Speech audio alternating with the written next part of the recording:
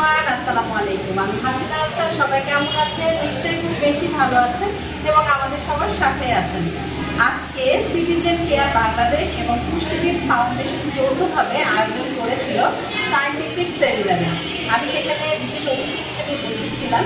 আমার খুবই ভালো লেগেছে। সেমিনার কিন্তু মাঝে মাঝে হওয়াই উচিত, কারণ আমরা সবাই খাবার খাচ্ছি, কিন্তু কোন খাবারটা আমাদের কীভাবে পুষ্টিটা আমরা পাচ্ছি সেটা কিন্তু জানি না। পুষ্টিবিদই কিন্তু সঠিকভাবে বলতে পারবে যে কোন খাবার থেকে আমরা কী কী পুষ্টি পাচ্ছি। তো পুষ্টিকর খাবার এবং আমি যে একজন রন্ধন শিল্পী, মানে খাবার এবং পুষ্টির সাথে কিন্তু গভীর সম্পর্ক।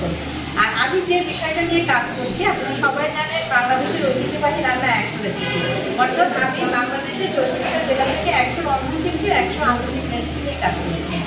আর আমাদের কিন্তু যে ঐতিহ্যবাহী খাবারগুলো, সেগুলোর মধ্যে কিন্তু পুষ্টিগুলো ভরপুর, কারণ আমাদের যে উপকরণগুলো থাকে সেগুলো কিন্তু আমাদের যে সাধারণ যে উপকরণ সেটার মধ্যে থাকে। এটা কেনার জন্য আমাদের বাড়তি কিন্তু কোনো সুপার শপে যেতে হচ্ছে না। কৃষকের যে ফসল থাকে, কৃষকের যে হচ্ছে মশলাগুলো থাকে, সেগুলো দিয়েই কিন্তু আমাদের রান্নাটা করা হয়। এবং আজকাল কি হচ্ছে, এই যে পুষ্টিহীনতার অভাবে কিন্তু অনেকেই হচ্ছে বিভিন্ন অসুখ বিসুখে ভুগছে।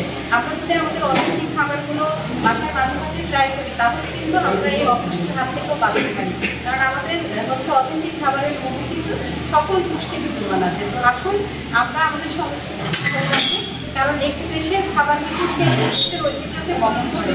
আমরা ঐতিহ্যকে না ভুলি এবং আমরা পুষ্টিযুক্ত খাবারকে সুস্থ জীবনযাপন করি। সুস্থ থাকাটাই হচ্ছে অনেক বড় একটা ব্যাপার। সবাই ভালো থাকবে।